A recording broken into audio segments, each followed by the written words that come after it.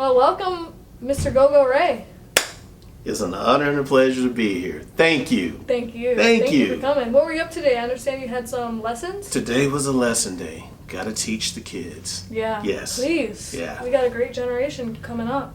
You know, I think this batch of kids, they're gonna do something. Yeah? Yeah, they're practicing. How about that? How about that? That's a hard thing to get them to do It's very sometimes. hard. In today's times with, you know, they're part of so many sports, camps. They all have phones at a very young age. Yeah, they're pulled in every direction, but music is getting through to them. What can you tell me about, people call you the drum coach, am I correct? The drum counselor. The drum counselor, so people call you the drum counselor. Here's the story behind that. Getting into teaching, you have to advertise. I didn't want to write drum instructor because I'm like, well, we have a bunch of drum instructors. So I started thinking, I was like, wait a minute, drum instructor, drum teacher, no, drum counselor. And I know it sounds silly, but I had to roll with it. So that was my advertisement into getting students, and it worked. Now, not knowing the power of words at the time, counselor, for some reasons, students will open up to me. Wow. There's drumming, there's life. Are they separate? For some, yes. And they will tell me things that's going on with them that they probably should tell their parents. But they'll talk to me. You know, you got 30 minutes, you're in this safe space, and I guess that's just their way of being real comfortable with you. Wow. So they'll let you know what's going on in their life, whether it's something really great or they're having some problems, especially like the middle schoolers, high schoolers. Oh, yeah. And if you ask an elementary student a question, you're going to get the truth. They just tell it like it is. So I keep that in mind, you know, teach them what they need to know, but be there if they need to talk about something. And I mean, the topics can just range. It's crazy. Well, that's beautiful, and it makes me think that they come to you for drum lessons. Yes. And they almost create this connection of drumming and life discovery, right? They come to you, they get a lesson, they talk things out, and you give them this beautiful advice. I mean, there's a reason why they feel open to talk to you, right? Right. So it's like they leave and they just connect those two dots, and maybe that'll carry with them all their life. I know drummers, I mean, can you attest to that you kind of bring out some emotions on the kit? I can definitely attest to that. Definitely. You know, drum lessons somehow turns into life lessons. You may not get that in the beginning, but later on it'll hit you and go, oh, that's why this was said, this is why we do what we do, and this applies to everything. Wow. So you've been drumming for quite a while. I know we talked about that. A very long time. Picked up a pair of sticks for the first time in September of 1977. That was a good year. That was a great year. That's a long time ago. And it was really something to be in the school band. But what does a school band need? Another drummer. Right. They're trying to push the saxophone on me, and I was not hearing it. I was not having it. I didn't want that. I want to play a drum. So I had to prove myself, meaning things that were being taught to me, I had to really get down quickly. How to hold sticks. And I started out as a traditional grip player. Okay. So how to hold sticks, how to strike the drum. My grandfather would be proud of you. That makes me happy. That's actually my favorite grip. Yeah? Yeah, I don't really use it anymore, but... Really? Why not? Well, if I can get some jazz gigs, I would use it. Yeah. Yeah. You ever been to the Black Dolphin? Yes, I have. Yeah. You've been there? I haven't, but Brian Herman, you know, he has a house kit there. It's a beautiful black galaxy. with the black dolphin head on it. Yes. And I would like to see that out, but Brian also wanted to put, he's talking to another guy about turning something into another classic jazz club. So maybe there's a chance. Maybe there's a chance. Yeah. We keep growing our jazz community. We have a WFL III kit in the club as a house kit. That Which says club? a lot. No, at the Black Dolphin. At the Black Dolphin? Yeah. That's right? that says something. Right? Yeah, let's keep that going. Let's keep that going. But yeah, learning how to strike a drum, learning how to read music. This is a whole note, this is a half note, it's a quarter note, so on and so forth. Learning how to play with a band, play in time, all that stuff. I got pretty good to play the advanced concert in December '77. And that's really the 5th graders and 6th graders. And here I come, Mr. 4th grade. Yeah, I'm playing an advanced band, yeah. And it was a great experience. Got through it, no problem. But the older kids let me know who was in charge, who was in control. But it was cool enough that they let me hang with them. And now, you're like, man, I got to get better and better. So now I'm just asking them questions, trying to do what they're doing, asking what they're doing, and it just took off.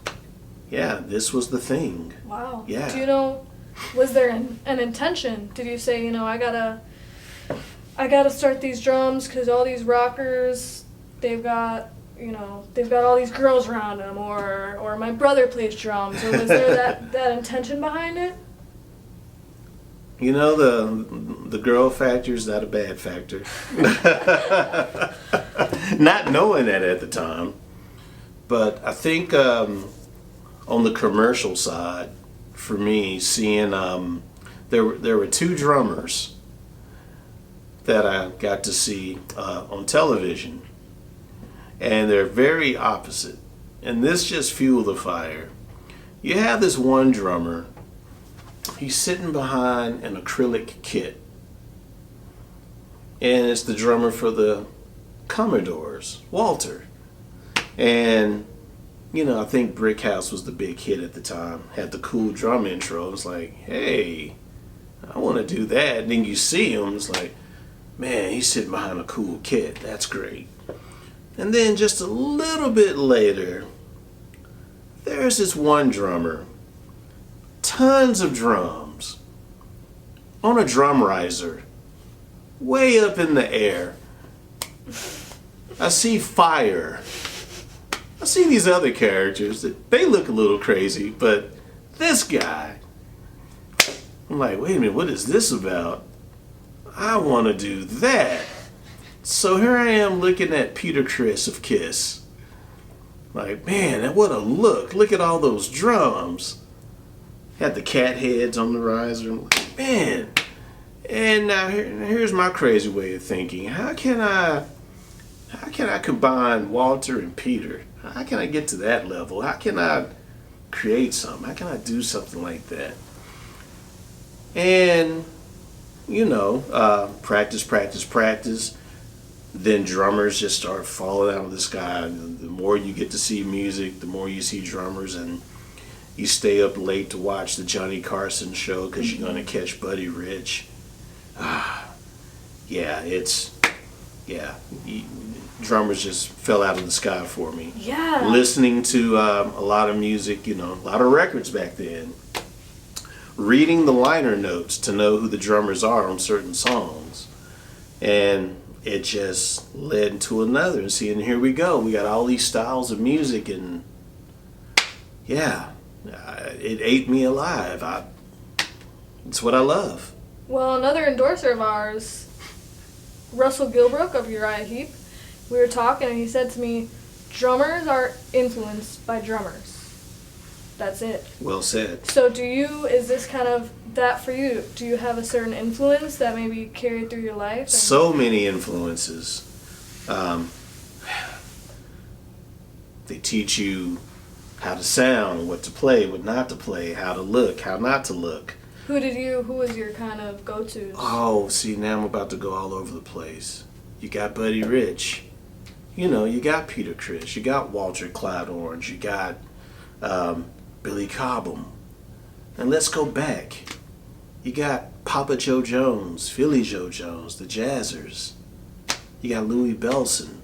But then, you come up in the generation, there's Greg Bissonette, huge influence. Vinnie Colaiuta, Dave Weckl, Dennis Chambers, Steve Gadd. We can go on and on. Rayford Griffin, Sonny Emery. And I think we will go on and on. Yeah. You see these drummers, they just do something to you. And then you get Horacio Hernandez. Great drummer. The Cuban side of things. Oh. Yeah. Is there Alex Acuna.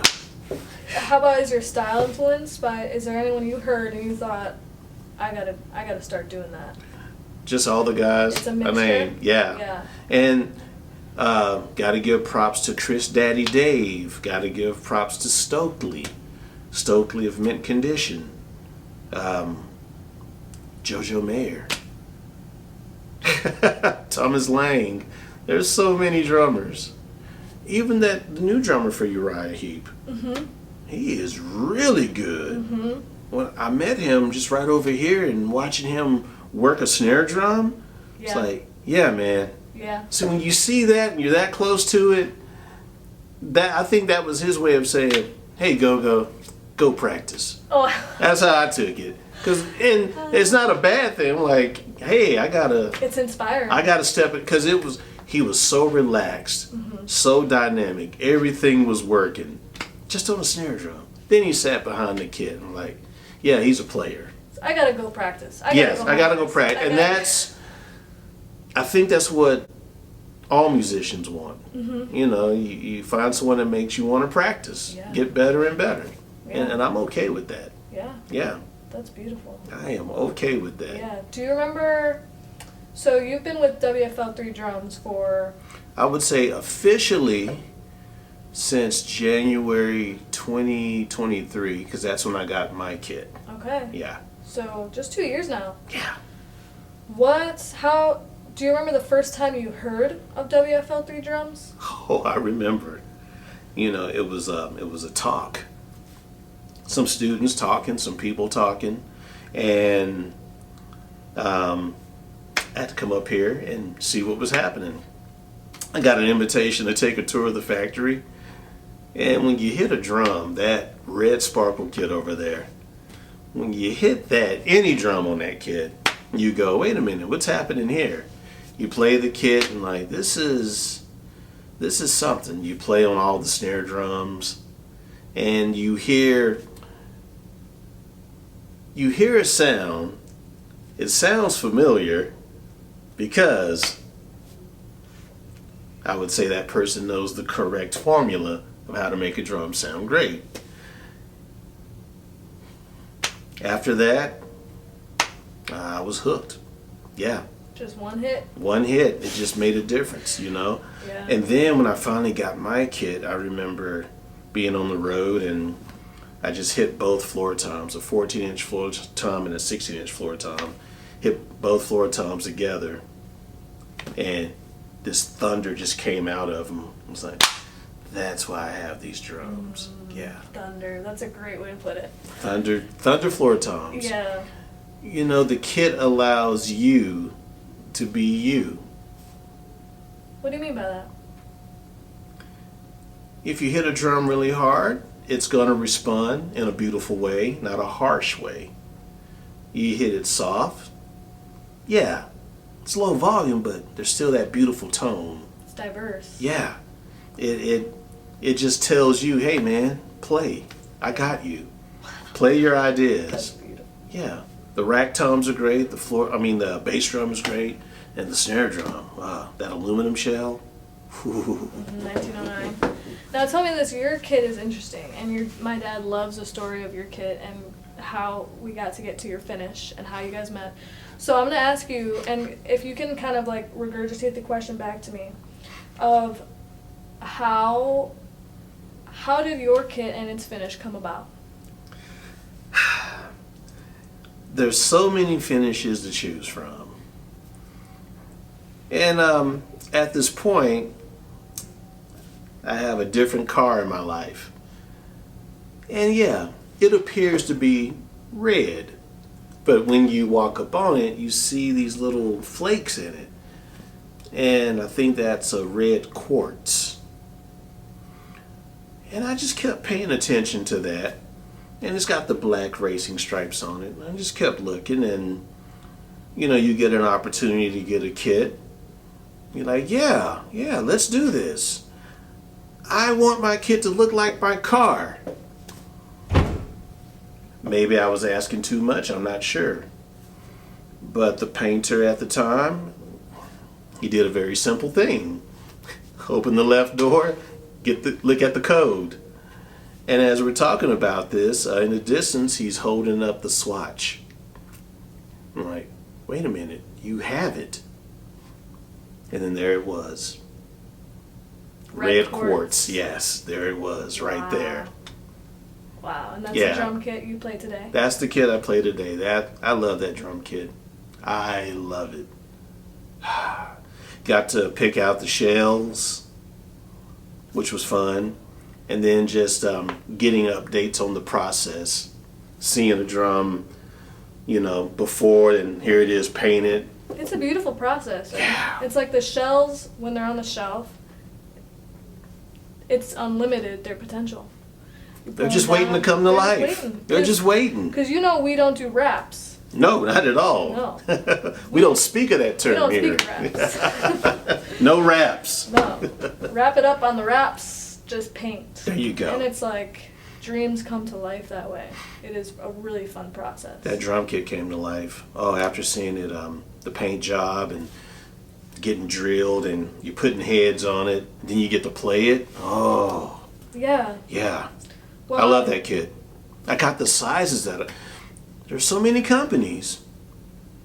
Some offer sizes you like, some don't. Here I got to choose the sizes that I wanted, and I got them. Mm-hmm. Simple. It was no big deal. We're really lucky to have the craftsmanship we do. And it is my dad's vision and the sound that he grew up with that's in his head and in his heart, and it's coming to life right now and right here in Kansas City. So that's the sound. When you first hear about this company and you play on a drum, you go, wait a minute. I remember that. That's sounds like something I heard before. Mm-hmm. And it's actually sounding that way right there in front of me. Mm-hmm. It's almost like a relic come to life, and we play on it. And that's the thing about today's drum industry is just vaster than it ever was before, and lots of drum companies are making great quality instruments, True. Putting their own spin on things, all the while using stunning media to display their product. So what about WFL III Drums makes a difference to you? The sound is undeniable. Look great, sound great, lots of compliments from a sound guy in different cities. What are those drums? I didn't have to do anything. That's the biggest thing. Yeah, I just push the faders up. I'm letting the drums do the work. I'm not gating them. They have that magic touch. They have that sound to them. Have you experienced that before with stuff you played? Or is this just... Not like that. Not to where the sound person really makes a big deal about it. Yeah. Yeah. We make quick friends with sound guys. Yes, you do. And also, just being able to change your head on the drum and tuning it up to get it right where it needs to be with the other drums. Yeah, really quick with these drums. Really quick. I'm glad. Yeah, there's just something to them. They work. They do what they're supposed to do. They hold up. I love my drum kit. I really love my drum kit. I'm glad to hear that we delivered on our part. I love it. So yeah, they just everything a drum kit should be. That's WFL III right there. You got the look, you got the sound, they're durable. They just work. You don't think about playing, you just play. You don't think about, I better watch this drum because it may wobble. No, you set them up, they're set, All creativity, be in the moment, play. Yeah, no problems. I love it. I love that. Yeah. So now, Gogo, you're gonna walk out these doors, and what's your highest vision as you, as a drummer, as a person? What's the intention? What's the North Star now? What's the North Star now? North Star.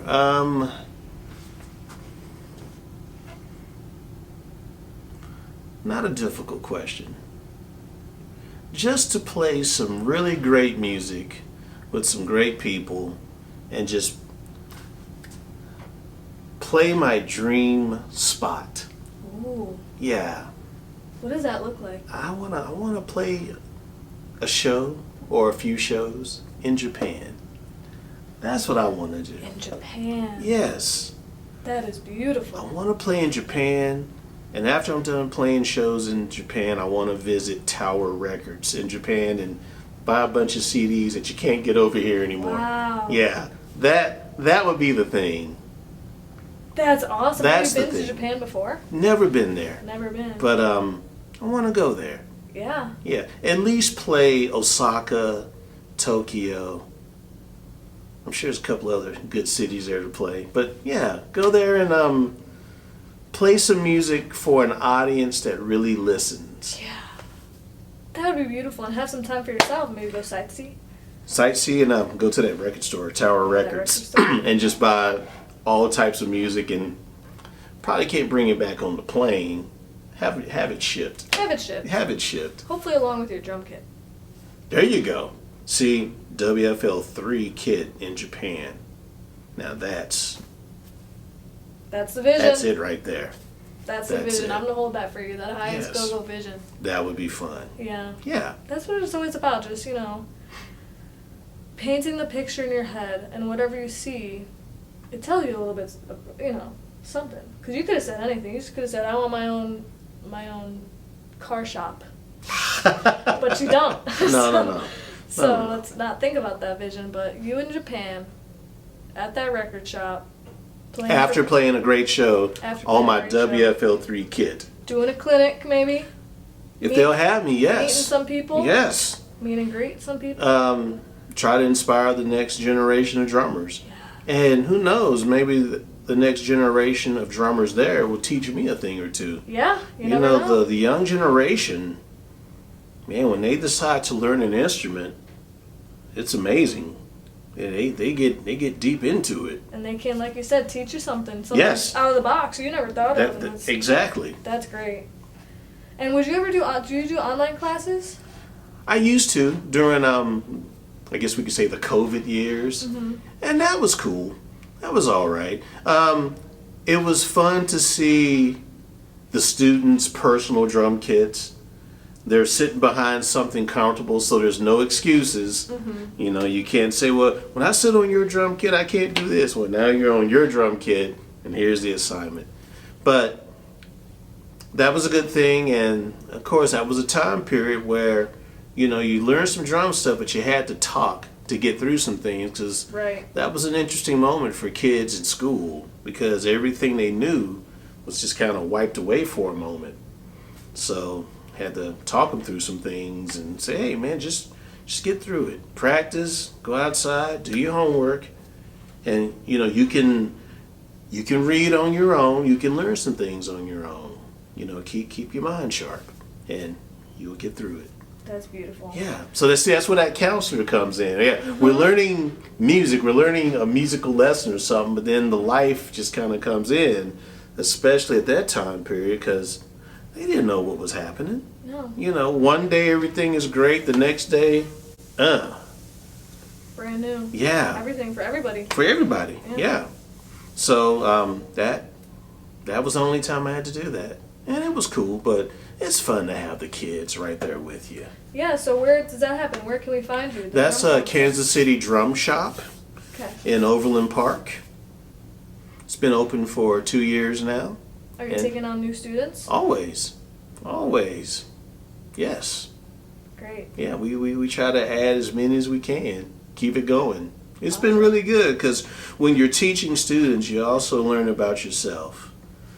You know, if they're having trouble with something, you have to go back and figure out, okay, how did I get this? How was this taught to me? What did I do to get this thing really happening? And then you pass it on to them, and then they just do it quicker than you did. It's like, oh, yeah, just like that. Keep practicing. That's awesome. Yeah. So yeah, you know, every kid you see yourself in that throne. Yeah. Yeah. That's great, Gogo. Well, please tell us where we can find you. Any handles, any upcoming events you want us to know about? No upcoming events at the moment. As far as the socials, pretty easy. Facebook, Instagram, Twitter, which is now X. I do have a TikTok page. I even have a LinkedIn page. How about that? And what is that? How can we find you? What do we Drum Counselor. Drum Counselor. That name again, Drum Counselor. You'll see the famous profile pic. You really can't see my face. I look like an alien or a comic book hero, but my name is right behind me, so it's right behind me, and that's me. Cool. Yeah. All right, Gogo. I'm excited to see where you're going. Thanks for coming on. Thanks for having me. Right on.